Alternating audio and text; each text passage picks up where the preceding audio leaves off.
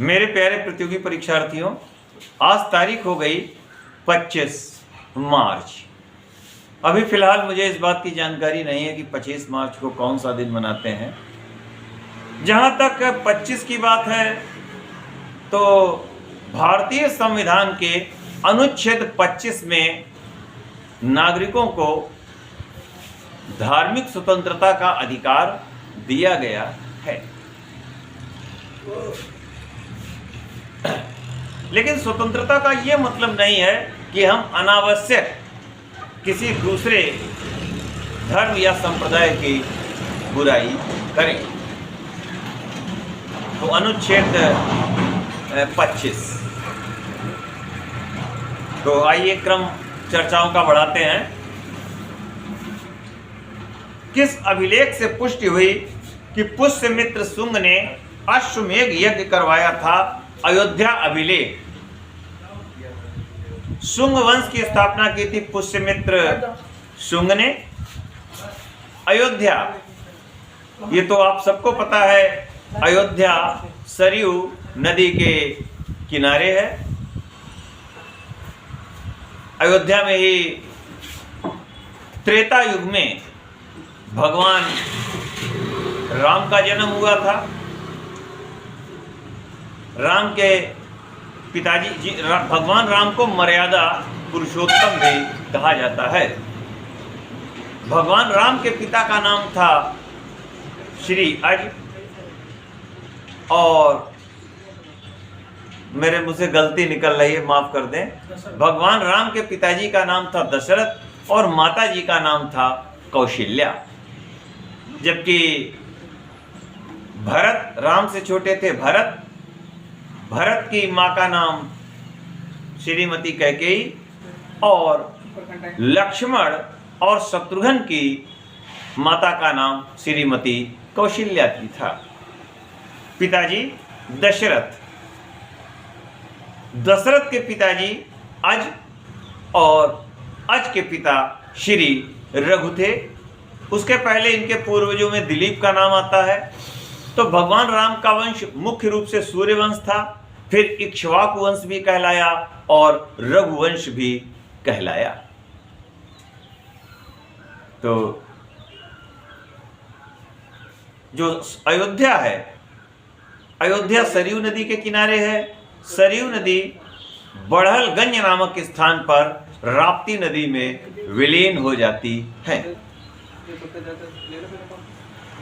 गिरनार में सुदर्शन झील का निर्माण कराया था चंद्रगुप्त मौर्य ने।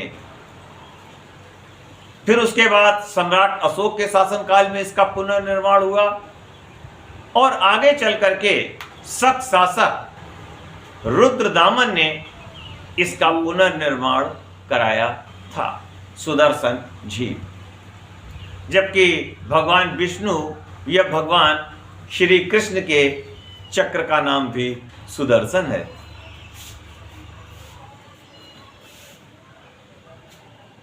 मेगस्थनीज की पुस्तक का नाम है इंडिका। ये सेल्यूकस निकेटर के राजदूत बनकर चंद्रगुप्त मौर्य के दरबार में आए थे और इन्होंने बताया कि भारतीय समाज 7 वर्गों में बटा हुआ था। इन्होंने पटना का नाम, जो उस समय पाटलिपुत्र था, उसका नाम पोलिब्रोथा बताया। दरअसल इन्होंने अपनी, क्योंकि अब बाहर से आए थे, हिंदी भाषा सीखने में दिक्कत हो रही थी, तो अपनी भाषा के मुताबिक इन्होंने जो इनको समझ में आया वैसा इन्होंने कहा। और पुस्तक का नाम है इंडिका। तो इससे सिद्ध होता है कि इंडिया शब्द यूनानी भाषा का है, ग्रीक भाषा का है। देखिए, जो मुझे जानकारी है कि इंग्लिश ग्रीक और लैटिन का मिश्रण है, जिसमें मैं लगभग बता रहा हूं, कम या ज्यादा भी हो सकते हैं, लगभग 25% शब्द जो हैं ग्रीक भाषा से हैं और ज्यादातर शब्द लैटिन भाषा के हैं। हालांकि कुछ शब्द फ्रांसीसी भाषा या अन्य भाषाओं से भी जोड़े गए।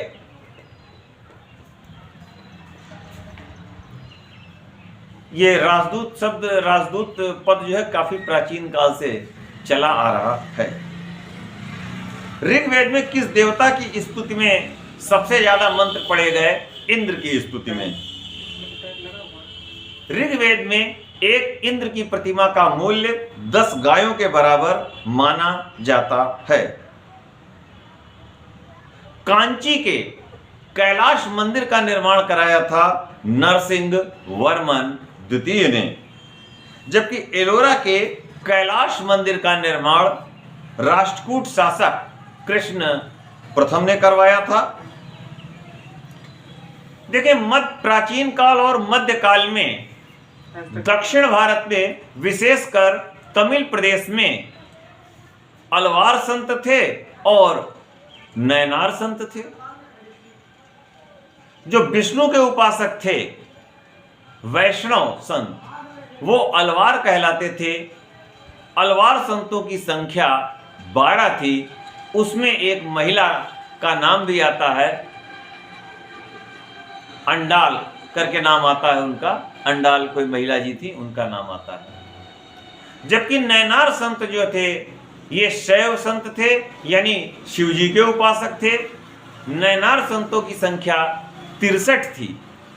एक बार फिर, नयनार संत, उनकी संख्या 63 है। शेरशाह सूरी का मकबरा, कई बार मैंने चर्चा करी है कि सासाराम बिहार में है। इनका वास्तविक नाम फरीद खान है। सातवाहन वंश के महानतम शासक हुए गौतमी पुत्र सातकर्णी। देखिए, सातवाहन वंश के जो शासक थे, उनकी विशेषता थी कि वो अपने नाम के आगे मां का नाम जरूर लगाते थे। पहली बार किस अधिनियम के द्वारा गवर्नर जनरल की कार्यकारिणी परिषद में विधि निर्माण के उद्देश्य से भारतीयों को शामिल किया गया? ये परिषद अधिनियम था भारत परिषद अधिनियम 1861। 1861। वर्तमान में जो पुलिस कानून चल रहा है, वो 1861 का ही पुलिस कानून चल रहा है।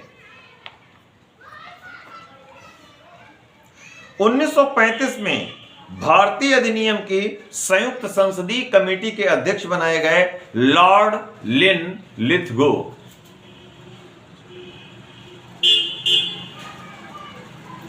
अखिल भारतीय किसान सभा की स्थापना हुई 1936 में। 1936 में किसान आंदोलन के नेता बने थे स्वामी सहजानंद सरस्वती, जिनको किसान प्राण के नाम से भी जानते हैं। अगर हम आजादी के बाद की बात करें तो भारत के पूर्व प्रधानमंत्री, यह एक प्रश्न और बन सकता है, उत्तर प्रदेश के पहले मुख्यमंत्री जो प्रधानमंत्री भी बने, चौधरी चरण सिंह। तो चौधरी चरण सिंह का समाधि स्थल किसान घाट के नाम से जाना जाता है और उनका जन्मदिन 23 दिसंबर राष्ट्रीय किसान दिवस के रूप में मनाते हैं। अमौसी हवाई अड्डे का नाम चौधरी चरण सिंह हवाई अड्डा किया गया है। 2004 में राष्ट्रीय किसान आयोग का गठन किया गया था।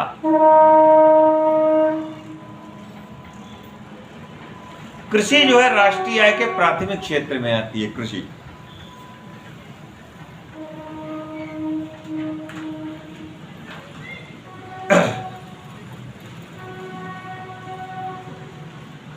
Doctor VR. अंबेडकर कब से कब तक वायसराय की कार्यकारिणी परिषद के सदस्य रहे?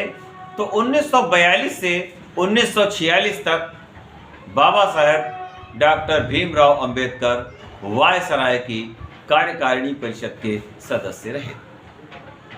बाबा साहेब डॉक्टर भीमराव अंबेडकर का जन्म मध्य प्रदेश के महू नामक स्थान पर 14 अप्रैल 1891 को हुआ था। बाबा साहब का समाधि स्थल चैत्य भूमि के नाम से जाना जाता है। थॉट्स ऑफ पाकिस्तान, ये बाबा साहब ने पुस्तक लिखी थी। देखिए, महाराष्ट्र या मराठा जो लोग होते हैं, महाराष्ट्रियंस, उनके नाम के आगे बाबा, दादा, नाना, ये सरनेम भी लगा दिए जाते हैं। भारतीय संविधान के किस अनुच्छेद में मौलिक कर्तव्यों की चर्चा की गई? अनुच्छेद 51, अनुच्छेद 51A, अनुच्छेद 51A या का भी कह सकते हैं, इसमें मौलिक कर्तव्यों की चर्चा की गई है। पिछले टर्म पे आपने अगर हमारा कार्यक्रम देखा होगा तो उसमें मैंने 11 मौलिक कर्तव्यों की विधिवत चर्चा की है। मौलिक कर्तव्य स्वर्ण सिंह समिति की सिफारिश के आधार पर 42वें संविधान संशोधन 1976 के द्वारा जोड़े गए थे। देखिए, 76 में 10 मौलिक कर्तव्य जोड़े गए और फिर 2002 में 11वां मौलिक कर्तव्य जोड़ा गया। देखिए, कर्तव्य रूपी वृक्ष पर ही अधिकार रूपी फल लगते हैं। अगर आपको कुछ अधिकार दिए गए हैं तो कर्तव्य पहले ही आपसे जुड़ जाते हैं, क्योंकि अगर आप अपने कर्तव्यों का पालन नहीं करते तो आपको अधिकार लेने का कोई हक नहीं है। इसीलिए अगर आपने नागरिक शास्त्र पढ़ी हो या राजनीति शास्त्र पढ़ी हो तो उसमें राइट्स एंड ड्यूटीज, अधिकार और कर्तव्यों के संबंध में भी आपने पढ़ाई की होगी। 5वां मौलिक कर्तव्य जो है वो महिलाओं के सम्मान की बात करता है। किस संविधान संशोधन के द्वारा संपत्ति के अधिकार को मूल अधिकारों की श्रेणी से हटा दिया गया? 44वां संविधान संशोधन 1978। 1978 देखिए, कल मैंने चर्चा की थी कि 1977 में पहली बार केंद्र में गैर कांग्रेसी सरकार बनी थी, जनता पार्टी की सरकार। तो 1978 में भी जनता पार्टी की सरकार थी, प्रधानमंत्री थे श्री मोरारजी देसाई। तो 78 में 44वां संविधान संशोधन लाया गया, जिसमें संपत्ति के अधिकार को मौलिक अधिकारों की सूची से हटाकर कानूनी अधिकार की सूची में रख दिया गया। अगर कानूनी अधिकार की बात की, अनुच्छेद की बात की जाए तो अब अनुच्छेद 300 का में इसका वर्णन है। अब ये मौलिक अधिकार नहीं रहे। 1978 की बात है, ध्यान रखें। 1978 में प्रधानमंत्री भी मैंने बताया श्री मोरारजी देसाई थे, राष्ट्रपति थे महामहिम नीलम संजीव रेड्डी, जो निर्विरोध राष्ट्रपति बने थे। 1978 में ही 1000, 5000 और 10,000 के नोटों का विमुद्रीकरण हुआ था। 1978 में उत्तर प्रदेश के मुख्यमंत्री थे श्री राम नरेश यादव। अभी हाल ही में सहकारिता, वो नेताजी या उत्तर प्रदेश के पूर्व मुख्यमंत्री जो रक्षा मंत्री भी रह चुके हैं, नेताजी आदरणीय मुलायम सिंह जी का निधन हो चुका है। तो ये 1978 में उत्तर प्रदेश में सहकारिता मंत्री के पद पर थे। स्वतंत्र भारत में राज्यसभा के प्रथम सभापति कौन थे? ये तो आप अच्छी तरीके से जानते होंगे कि उपराष्ट्रपति ही राज्यसभा का सभापति होता है।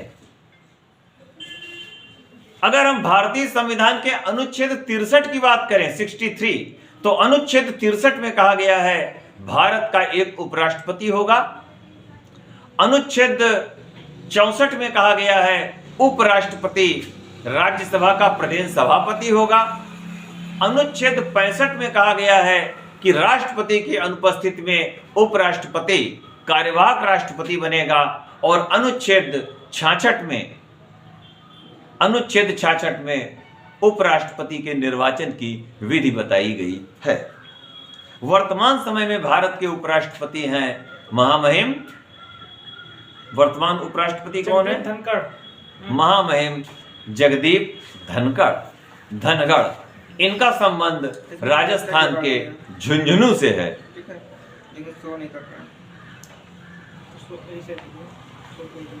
डॉक्टर सर्वपल्ली राधाकृष्णन का जन्मदिन 5 सितंबर भारत में राष्ट्रीय शिक्षक दिवस के रूप में मनाते हैं। स्वतंत्र भारत में लोकसभा के पहले अध्यक्ष बने श्री गणेश वासुदेव मावलंकर। भारतीय संविधान के अनुच्छेद 93 भारतीय संविधान के अनुच्छेद 93 में कहा गया है कि प्रत्येक लोकसभा अपने गठन के पश्चात अपने सदस्यों में से एक अध्यक्ष और एक उपाध्यक्ष का चुनाव करेगी। वर्तमान समय में लोकसभा के अध्यक्ष हैं श्री ओम बिरला। ये कोटा लोकसभा सीट से सांसद हैं, यह लोकसभा के सदस्य हैं। कोटा चंबल नदी के किनारे है। लोकसभा सदस्यों को शपथ कौन दिलाता है? राष्ट्रपति या उनके द्वारा अधिकृत कोई व्यक्ति।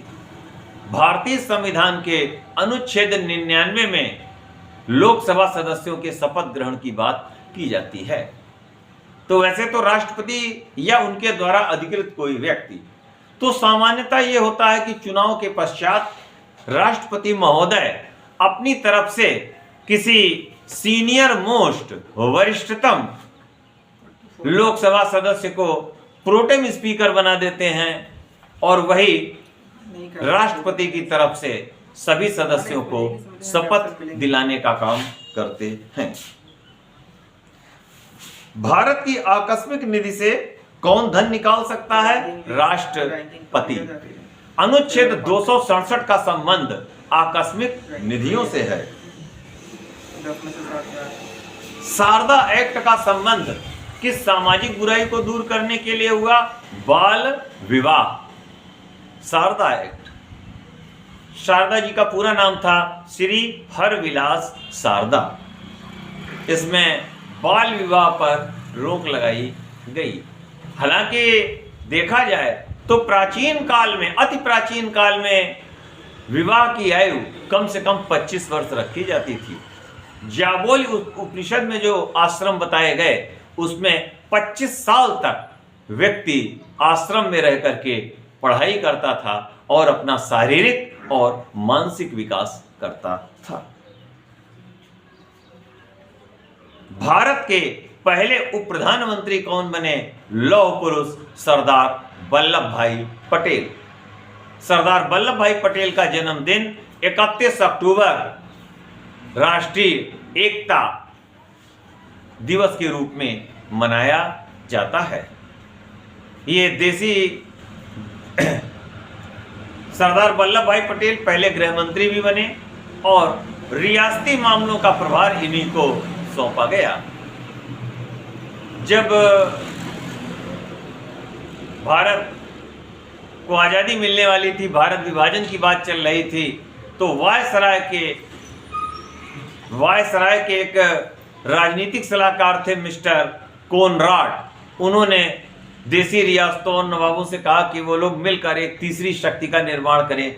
तो इसका लौह पुरुष सरदार वल्लभ भाई पटेल ने पुरजोर विरोध किया और उन्हीं के प्रयासों से सभी रियासतें भारतीय संघ में शामिल हुईं और भारत की एकता और अखंडता बनी रही। तो लौह पुरुष को सरदार की उपाधि दी थी बारदोली की महिलाओं ने। भाखड़ा नागल परियोजना में मानव निर्मित झील किस नाम से जानी जाती है? गोविंद सागर के नाम से मानव निर्मित झील गोविंद सागर। देखें, जो डैम बनाए जाते हैं पूरा पानी कभी नहीं रोका जाता, थोड़ा थोड़ा पानी छोड़ा जरूर जाता है। तो उस छोड़े गए पानी से जो एक कृत्रिम झील बनी उसका नाम रखा गया गोविंद सागर। तो भाखड़ा नागल बांध 1963 में बना था, तैयार हुआ था, और एक समय यही सबसे ऊंचा बांध था। लेकिन अब आज की बात की जाए तो भारत का सबसे ऊंचा बांध टिहरी बांध है, जो भागीरथी और भीलांगना नदियों के संगम पर बसा हुआ है। टाइटन, मिसास, रिया, पैन और कुछ अन्य उपग्रह हैं। ये सब किसके उपग्रह हैं? शनि के उपग्रह।